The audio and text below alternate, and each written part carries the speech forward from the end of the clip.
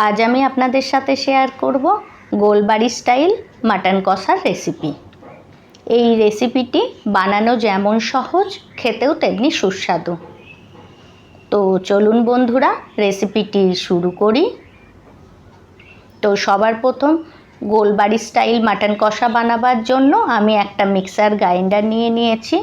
এর মধ্যে আমি অ্যাড করব 15টা পেঁপের টুকরো। পেঁপেটিকে ভালো করে ওয়াশ করে খোসা ছাড়িয়ে আমি এইভাবে 15টা টুকরো করে নিয়েছি। এটি আমি এর মধ্যে অ্যাড করে দিলাম। সঙ্গে সঙ্গেই আমি অ্যাড করলাম দুটো মিডিয়াম সাইজের পেঁয়াজ। এটিকেও আমি রাফলি কাট করে নিয়েছি। এখন এর মধ্যে আমি একটু জল অ্যাড করে এটির আমি পেস্ট বানিয়ে নেব।